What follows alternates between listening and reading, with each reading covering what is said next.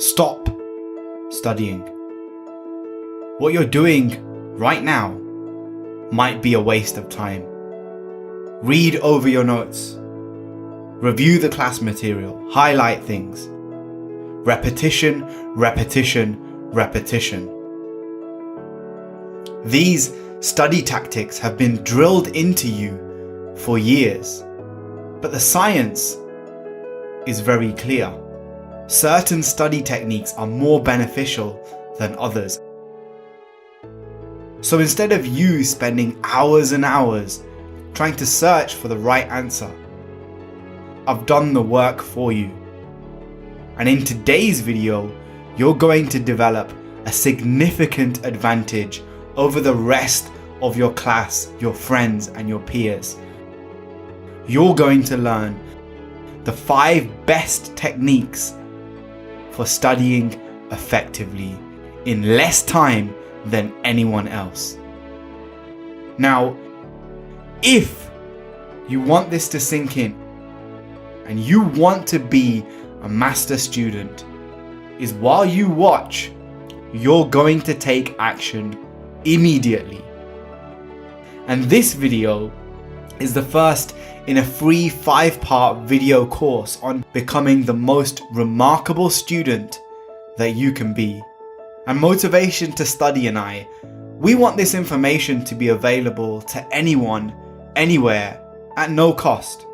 Because we believe you shouldn't have to pay for this. It should have been taught to you in your school, in your lesson. And since it wasn't, we got you covered. We're giving this all away for free. So just make sure you subscribe to both of our channels and you ring the bell icon so you know when new lessons are released. Let's get into it. Did you know there are people out there so good at remembering things that they compete in tournaments of learning and they are known as memory athletes? In an annual contest called the World Memory Championships, they were given 20 minutes to remember a list of 72 random words. And on average, they scored nearly 71 of the 72. By contrast, an untrained control group could only manage 26. Another example, Akira Haraguchi.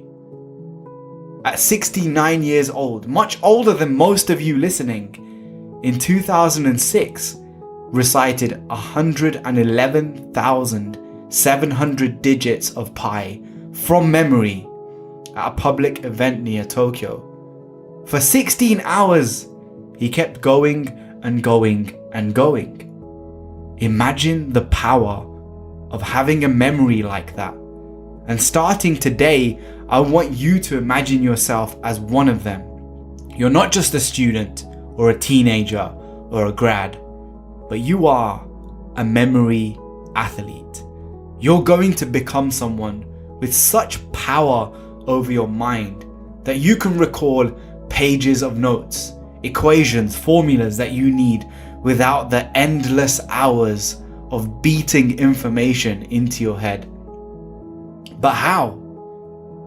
Do you need an innate gift? Can you learn it? Well, actually, you already have. Picture where the spoons are kept in your kitchen, the socks in your room, the color of your toothbrush. These memory athletes use an ancient Greek technique called memory palaces.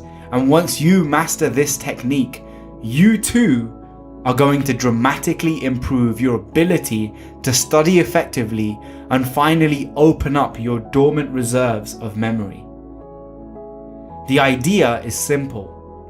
You walk through an environment like your house and you place objects in specific places, and then you match the things you want to learn with those objects. So when you're trying to remember that information, perhaps the notes you took that day in class, you don't just think back to your notes. You think of where those notes are in your house. Which object did you attach it to? What's the color? And you reapply this until it becomes crystal clear in your mind. This technique maps new information onto something that your brain has already evolved to do extremely well. Recall imagery in specific locations. The second technique. For thousands of years, people have known that the best way to understand a concept, explain it to someone else.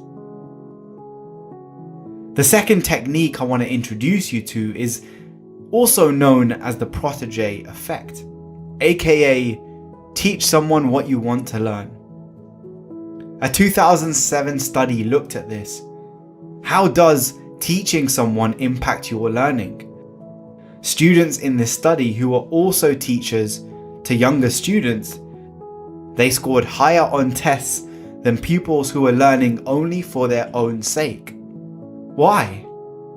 Well, the researchers found when you choose to teach someone else, you have to work harder to understand the material, to recall it more accurately and apply it more effectively, something known as depth of processing. Physicist Robert Feynman created a mental model called the Feynman technique. Now, some of you may have already seen videos about this on YouTube. This technique has 4 steps to it. Number 1, write the name of a concept on the top of a blank page that you want to learn. Number 2, write down an explanation of the concept as if you're teaching a new student. Number 3, identify what's missing. Go back, relearn. And step 4, review everything. Make sure you're avoiding using complicated language and try to simplify everything on the page as much as possible.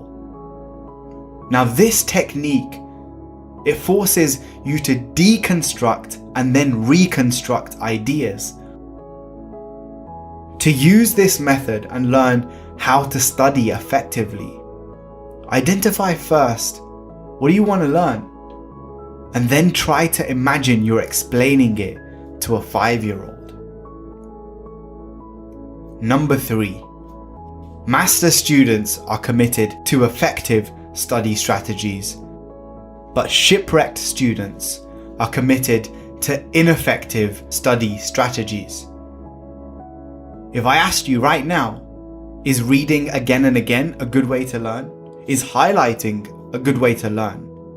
Is using keyword mnemonics? Well, all of these, they're scientifically proven to be relatively low in effectiveness for long-term learning. At the other end of the scale, things like practice tests, spreading out your learning, they are scientifically proven to boost your performance. Let's take a look.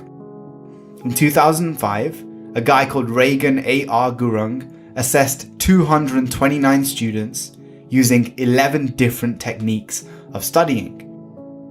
He then matched their techniques with their final exam scores. And many, but not all, of the techniques they used, they did achieve better exam scores. For example, the number of hours they put in, it did help. But things like starting studying early or reading material before and after class, that didn't seem to be effective. Regan also found detriments to studying, and one of them was listening to music. So what did he find that does work? Well, Regan actually found a technique that strongly predicted your exam score. And that was the number of times a student did practice tests. This one thing, above all others, had a significant impact on how well they did on their final exam. He even found that rewriting notes, reviewing highlighted material, it didn't really impact the final exam score that much. So like I said, master students are committed to effective study strategies, But shipwrecked students are committed to ineffective study strategies. And if you want to know which type of student you are, click on the link in the description and take the quiz to find out if you're a master, a dabbler, or a shipwreck castaway when it comes to your study. Not all hustle is created equal. Have you ever heard of number 4, the Zeigarnik effect? It's a concept in psychology that argues you remember uncompleted or interrupted tasks better than the ones that you complete. Why? When we start a task and then interrupt it, it creates a task-specific tension that can improve your cognitive function. So step away from your desk as you study. That tiny little tension that you feel. I still need to finish reviewing that chapter. I haven't done the next paper yet. It keeps the task at the top of your mind. And this keeps your brain focused on it. This way you can easily access that information and remember it better. So how do you take advantage of this technique? You take frequent breaks during your deep work. The Zeigarnik effect suggests that students who take breaks during which they perform totally unrelated activities, studying other subjects, reading a book, going on a 3-minute walk, playing the piano, they remember material better than students who go through longer study sessions without taking a break. A popular way that I'm sure most of you have heard of is the Pomodoro technique, where you work for 25 minutes, you take a 5-minute break. You work for 25 minutes, you take a 5-minute break. And the final tip of this first lesson in our course: cramming is better than not studying in the short term. But is 7 hours in one day better than 1 hour every day for a week? If you were given the same amount of time for study, would you be better off spreading it out? And the answer is a resounding yes. Space it out. This is known as distributed practice. Distributing learning over time, either in a single study session or across study sessions, it benefits long-term retention more than massive cramming and learning back to back. Space your study out. And how general are the effects? How consistent? Well, one group of scientists looked at 254 studies involving over 14,000 people, and overall, students recalled more after spaced study than after cramming and massed study. So look, at the end of the day, you have to do what works for you.